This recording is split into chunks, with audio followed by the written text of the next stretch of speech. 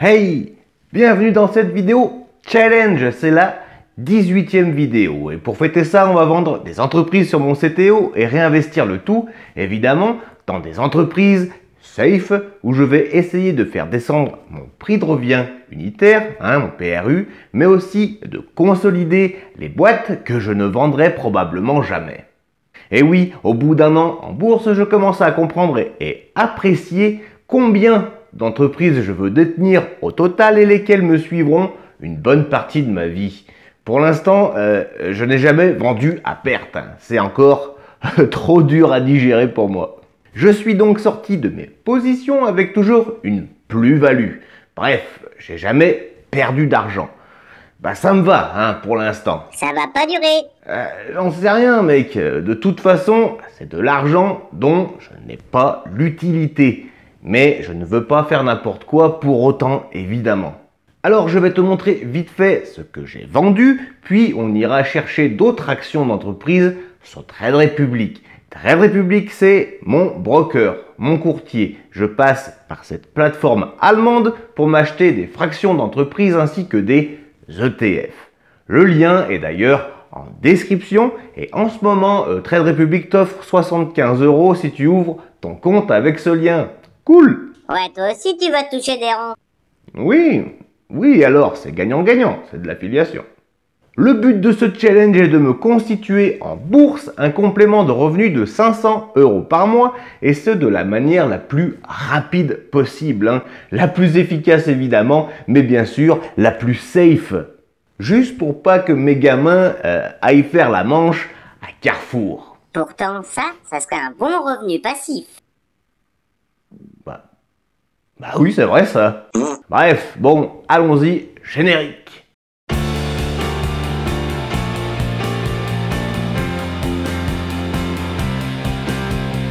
Alors ce mois-ci, j'ai vendu quelques entreprises comme je vous le disais, comme Nestlé, Lowe's, Electronic Arts, Tyrenko, Colgate Palmolive, America Movil, Apple, Keurig Dr Pepper, Activision Blizzard et American Financial Group. Je suis sorti de toutes ces entreprises avec une plus-value, donc j'ai gagné de l'argent. Ce n'est pas que je n'aime plus ces boîtes, c'est que juste que ça devient difficile de gérer plus de 45 entreprises. Je réduis donc la voilure, comme on dit. Actuellement, j'en ai encore une trentaine et ça me va pour le moment. Donc, dans cette vidéo, on va consolider les entreprises que je détiens et que j'espère, vu la période de crise qu'on traverse, sont bien dans le rouge. Genre, t'es content de voir ta plus-value fondre, toi. Oui, évidemment, pas toi. Ma stratégie est basée sur le long terme et les dividendes sur du long terme, 20-25 ans, il y a moyen qu'on s'en prenne plein la gueule des cracks et des guerres. Donc, je ne vois pas ça comme une catastrophe, mais bel et bien comme le moment de bien consolider mes boîtes et d'acheter à moindre coût pour faire descendre mon prix de revient unitaire, pour faire descendre mon PRU. La plupart des sociétés que je détiens en bourse ne sont pas nées de la dernière pluie.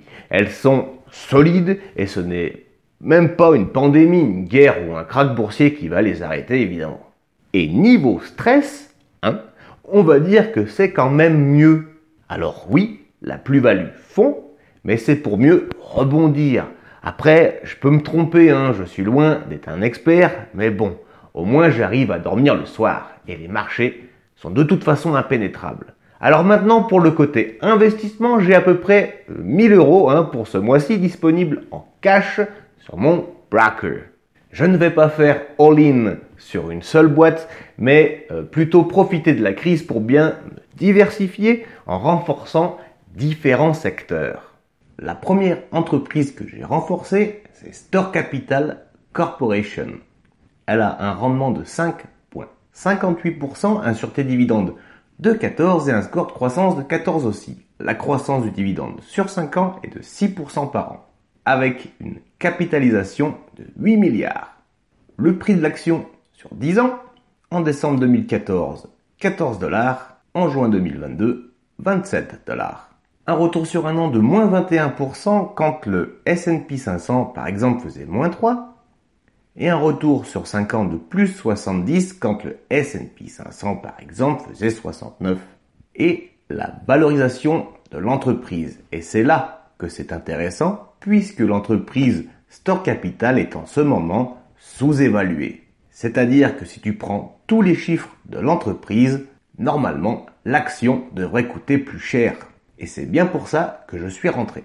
Un historique du dividende en continuelle hausse et sans interruption depuis 8 ans, à la fréquence de 4 fois par an pour un montant annuel à terme à 1,54$.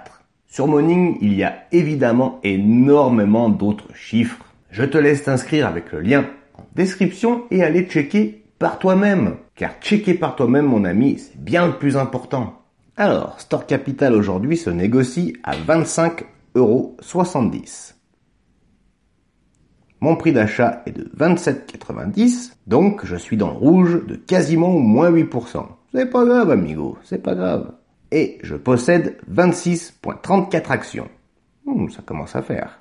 Les dividendes pour avril 2022, tu as dû toucher par action 35 centimes. 16 analystes ont donné leurs estimations. Acheter à 25, conserver à 69 et vendre à 6.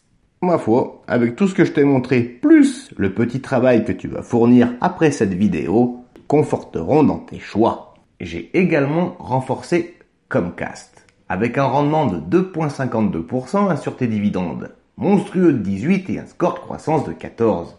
Une croissance des dividendes sur 5 ans de 8% par an et une capitalisation de 192 milliards de dollars. Comcast, tu connais, c'est les studios Universal et DreamWorks. Par exemple, le prix de l'action sur 10 years et la comparaison des performances avec un retour sur un an de moins 23 quand le S&P 500 faisait moins 3 et plus 14 sur 5 ans quand le S&P 500 faisait 69. Et au niveau de la valorisation, c'est pareil que la copine Store Capital, elle est actuellement sous-évaluée. Foncez. L'historique du dividende avec un dividende sans interruption depuis 14 ans à la fréquence de 4 fois par an pour un montant annuel à terme à 1,08$. En gros, si tu achètes une action Comcast, par an, il te reverse un peu plus d'$1. Excellent. Comcast se négocie aujourd'hui à 40,19€. Et je suis en moins-value de 4,19%, avec un prix d'achat à 41,95€ et je possède 10 actions tout rond. En avril 2022, et par action, tu vas toucher ou tu as dû toucher 25 centimes. Et au niveau des analystes, ils sont 33 à avoir donné leurs estimations à 58% acheter, à 39% conserver et à 3% vendre. J'ai renforcé également Cisco Systems avec un rendement de 3,32% sur tes dividendes de 18 et un score de croissance de 9. Vraiment tout juste. Une croissance des dividendes sur 5 ans de 8% par an quand même avec une capitalisation de 187 milliards de dollars. Le prix sur 10 ans de l'entreprise, en juillet 2012, il t'en coûtait 12 dollars, alors que maintenant, on stabilise vers les 45 dollars. Le retour sur un an pour Cisco est de moins 14 quand le S&P 500 faisait moins 3 et plus 67 quand le S&P 500 faisait plus 69. Et là, regarde bien au niveau de la valorisation. Clairement, Cisco, si tu n'achètes pas maintenant, tu n'achèteras probablement jamais. Regarde-moi cette sous-évaluation. Franchement, moi j'ai consolidé pour ça. Un historique du dividende, ma foi, très correct depuis 11 ans, une fréquence de 4 fois par an pour un montant annuel à terme à 1,52$. Cisco Systems se négocie aujourd'hui à 42,52. Moi, je possède 5 actions 13 avec une moins-value de 0,87%. Qu'est-ce qu'on s'en tape? Qu'est-ce que c'est bon quand c'est dans le rouge, les gars? Niveau des dividendes et par action, en avril 2022, tu as touché 35 centimes via Trade Republic. Et concernant les analystes, ils sont 30 tout ronds à avoir donné leurs estimations, à savoir acheter 43%, conserver 53% et vendre à 3%. J'ai renforcé également UFP Industries dans les terrasses en bois. Un rendement de 1,27% sur tes dividendes de 19 et un score de croissance de 15 et une croissance du dividende, et c'est là que c'est intéressant, de 18% par an, avec une petite capitalisation de 5 milliards de dollars quand même.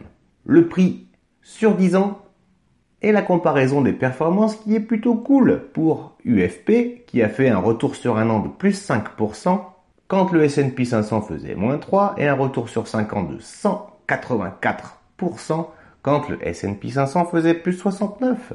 Et concernant le dividende, sacré rampe pour les skateboards. Un dividende sans interruption depuis 29 ans à la fréquence de 4 fois par an pour un montant annuel à terme à 1 $ tout rond. Allez, concernant les palettes de UFP. Actuellement et aujourd'hui, elles se négocient à 73,14. Moi, mon prix d'achat est de 73,40, donc je suis donc en moins-value de 0,36%. Et je possède 9 actions maintenant. Niveau des dividendes en juin 2022 et par action, elle va te payer 23 centimes. Et au niveau des analystes, 5 analystes ont donné leurs estimations à 60% achetés et à 40% conservés. Et personne ne dit de vendre. Très bien. Et j'ai renforcé également la mythique 3M avec un rendement plutôt correct de 4,08%, un sûreté dividende de 15 et un score de croissance également tout juste de 9.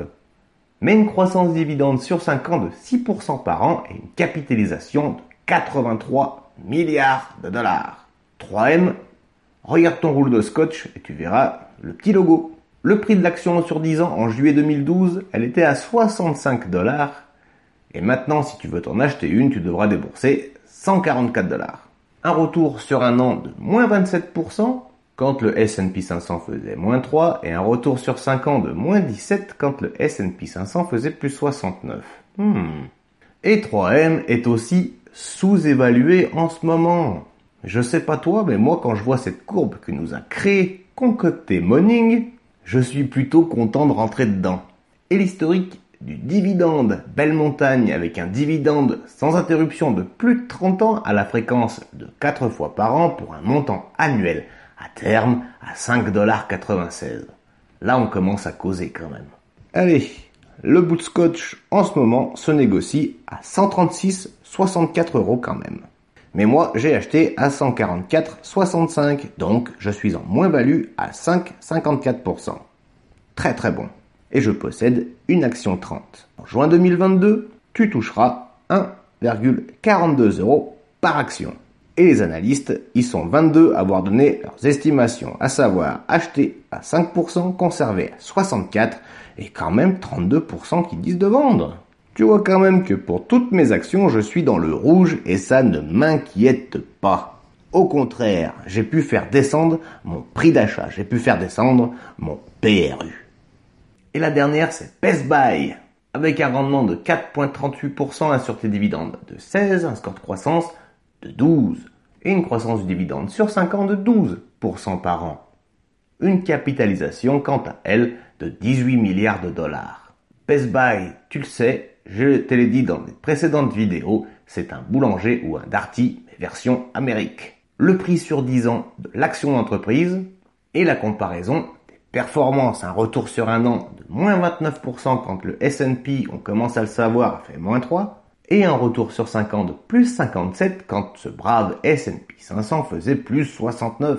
Et au niveau de la valorisation, c'est bien pareil. Regarde donc, mon ami, la courbe noire qui s'enfonce vers le bas, vers les profondeurs des abîmes. Et franchement, plus cette courbe noire descend, plus la courbe bleue monte, que ça me va très bien. Ça veut dire tout simplement que l'entreprise est sous-évaluée. Elle devrait coûter beaucoup plus cher. Il faut à tout prix rentrer. Il faut rentrer, évidemment, si le reste est solide. Et concernant l'historique du dividende d'ailleurs, il est très solide, sans interruption depuis 19 ans à la fréquence de 4 fois par an comme très souvent, avec un montant annuel à terme à 3,52 $. Allez, la dernière c'est Best Buy, elle est où? Là. Actuellement, elle se négocie à 75,41. Et moi j'ai un prix d'achat quand même à 85,34. Je possède actuellement 8 actions de l'entreprise pour une performance dégueulasse à moins 11%. Très très bon. Niveau des dividendes, en avril 2022, ils ont dû te payer 80 centimes par action.